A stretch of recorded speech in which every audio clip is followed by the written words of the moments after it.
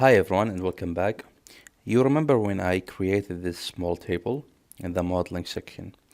I just added a bevel modifier above it just to bevel the corners, and I just need to add a material above it to learn how to use the material inside Blender. I needed this example just to show you how to create the material and how to use the image texture to achieve something here. But it's not necessary to start right now. I need to let's say we need to learn how to add the material first and how to prepare the interface to work with the material. Okay, the first thing that I need to start with is you need to split the window to two window to start with that. So this is the first option. Just put the mouse right here in the corner and click and drag to create two window. And you need to switch this one to shader editor because here in this editor we can manage the material and adjust it. After that, here we have this panel. You can put your mouse right here on this edge and click and drag to the right to close it, or you can hit N to close it like this. And now you can add a material here, but you need to select an object and then you can hit new to add a material, or you can go to this section right here. It's called material properties, and then you can hit new to create a material. Here we have the material slot. You can add multiple materials here, one above one, for just one object if you like. Alright, you can, if you don't like to split the view like this, you can close it and you can split the view like that if you like, and you can leave the upper part for the scene, and here you can switch the editor to the shader editor, and here you can work with the material if you like. So choose whatever situation suitable to you and then start with that. I will close this. You can go to the, here we have this layout, we have the shader, the series, this one shading. You can switch to the shading, and if you switch to the shading, here we have a prepared interface for the shading. Here we have the shader editor. Here we have the editor type, the image editor. You can add your images here. The image, any image you select, you can find it right here to see it. Here we have the file to browse your images to quickly add them here. And here we have the environments. It's called HDRI image, and we will learn what is HDRI image and how to use it in the future. You can change the environment lighting by changing the HDRI image. If you go to the arrow right here, you can notice that we have a background here, and the lighting comes from the background that we have. It is HDRI image. We can change this HDR image, and according to that change, the lighting will be changed as well. Let's go to this arrow right here and let's hit left click on this image right here. You will notice that I have multiple choices. All of these HDRI images comes default with Blender. I can pick whatever HDRI image that I like. For example, let's switch the HDRI to the studio light. We have this image. As you see now, the lighting now is changed according to the HDRI image. Let's pick another one. For example, let's grab this and notice that we have another lighting. You can rotate the environment if you like. Let's go back to the default one, this one. You can rotate it. You can use this slider here. You can hit left click and drag to the left and to the right to rotate it. When we orbit around the object, you will notice that the environment follow the object. You can stop that by hitting this option. Turn this off. Now you can rotate the object without rotating the environment. Alright, so this is the environment and this is how to change the environment from this list right here. And this is how to switch to the shading layout. If you like to work with the shading layout, it is very fast. You can switch to the shading layout and you can work from there. But to be honest with you, if I talk about myself, I didn't use these layout at all, and I don't like to use them. What I like to do is I like to go to the first layout here and split my window to two and switch this to shader editor and work here. And for any reason, if I want to go to the shading, I can go to this option and activating viewport shading, or I can hit Z and go to the material preview here to see what I need to do. And now I have the HDRI lighting here as well. And if you want to see the background, the environment, the HDRI image, you can simply go to this arrow and go to the world opacity and crank this up to see the environment, or you can make it invisible like this. If you make this 0, you will receive the lighting from the environment, but not the environment itself. You have this option, and you can kill the blur if you like. If you want to see the image, the image itself, or you can blur this out. For me, I like to work like this. If I want to switch to the material preview, you just need to hit Z and go down, and that's it. Or you can pick this option here. Let's go back to the solid. Alright, so now we learned how to split the window to two and how to jump to the shader editor. Let's hit N to close this panel. Here we have the new button. If you hit new, you can create a new material to the selected object. Because this object is selected, if I hit new, the material will be applied on this object alone. And here we have this arrow. If you have multiple materials here, you can pick whatever material and add to the geometry. For example, if I have a metal material, chrome, and if I have a wood material, I can open this arrow and add them and choose the metal material for this table, or choose the wood material for this table. But I need to create materials first to see them here.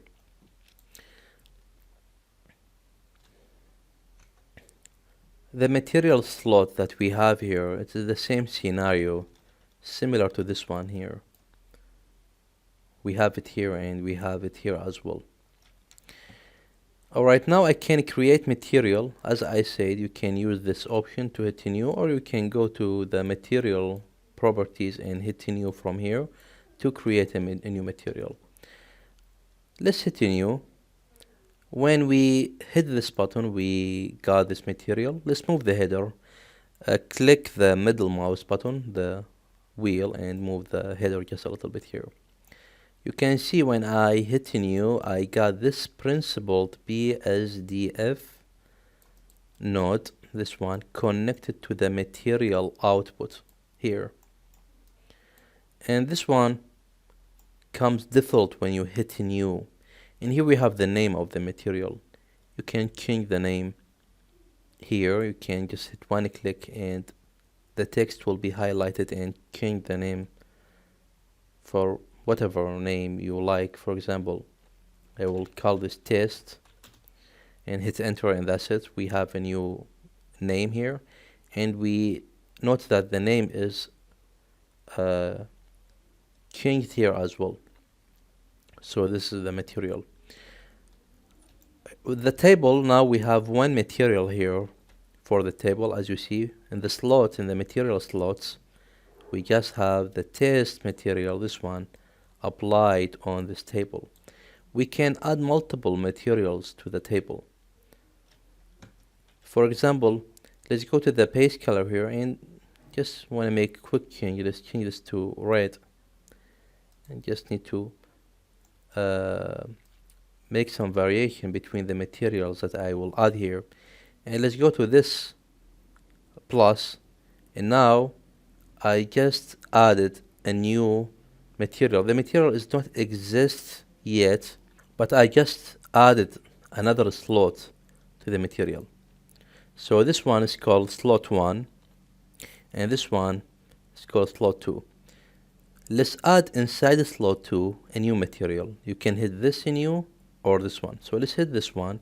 As you see now, we have another new material to the slot 2. So these two materials for applied on one object. But now if we hit Z to go to the material preview, I will notice that this material is the active material. Let's go to this one and let's manipulate the color. Let's change this to red. As you see, nothing happened here. But let's select it and let's go to this arrow and let's push this up. Alright, we did that. As you see now, this material have no effect on the geometry unless we apply it or assign it. Because of that, we need to assign this material on this object as well. So now if we want to assign this material on this object or on a small part or some parts of this table, we need to go to the edit mode, jump to the edit mode and select some faces. For example, I will grab the faces that I have here, all of them, to apply the material on them, on just these faces, and maybe those here as well. Let's do the same thing here. And now we have the red material selected, and because we switched to the edit mode, now I have the assign button here. Let's hit assign, and now as you see, I just assign the material, the red one, on this part, the selected faces. And even if you add this down, that's not gonna affect anything. The order of these materials, it's not a matter. I will tab out, and now I have two materials applied on one object. If you want to delete the red material, the effect of the red material is simply, you just need to select the object and tap the edit mode and hit A, select all the faces here, and go to the test material and hit assign to assign it on all the geometry. Maybe you will say I need the effect of the red material on this geometry. It's very easy, just select it, tap the edit mode, hit A, select all the faces and hit assign to assign the red one. And there we go. If you want to delete the red, just select it and hit this minus to delete it. But it will still here inside the memory of Blender. You will find it right here. The material that we deleted here from the slots, it is not it's just deleted from here, but it's still inside the Blender. For any reason, if you like to delete the material itself, you can go to the Blender file and go to the material section, and here we have all the materials. You can hit right click and delete the material from the project itself. Now we deleted the test. If I go to the arrow, I will not find just these two material. The test is gone. Let's talk about this area just a little bit. Here we have the preview. If you open the preview, you can see the preview of the material. This preview, you can change it to another, any shape that you like. If you want to change it to plane, you can switch it to plane, to cube, to whatever option of these. You can do that to see the the material. For example, if you have a cloth material, fabric, you need to switch this to this option just to see how the material will be applied on the fabric. You have the ability to maximize this, to make it big if you like. If this small, you can make it big. You can extend this just a little bit if you like this. Let's bring back this toolbar. You can make it big like this. Alright, you can do this. Now it's become big. Let's make this small. Let's take this up.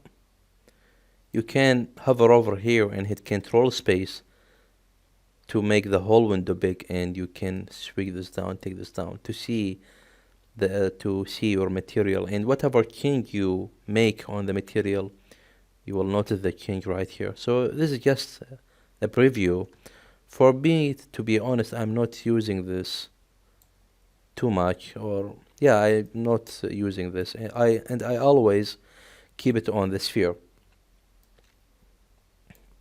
And here we have the material node. You can turn off the node or turn it on. And here we have all of these information that we have here exist here as well, and you can manipulate the number to change the effect of the material. And we will talk about most of these options here. Here we have viewport display. If you go to the solid, for example, you can turn off the use node, turn off the material, and instead of that, you can use the viewport display. For example, I will change this to blue. Now the material in the viewport is blue, but in the render is not blue, it's red. If I go to the material preview, or if I go to the render, it should be red because the base color is red. I will activate the use node, and as you see now, it's become red. Let's go to the material preview. It is red. This option right here of the viewport display is just help you to organize your scene, to give some object specific material, just to differentiate them from the other object. So if you activate the use node, this option will be cancelled, but if you turn this off, this option will be active, and it will be considered as a color of the object even in the render. Alright, so that's it for this video, and see you in the next video.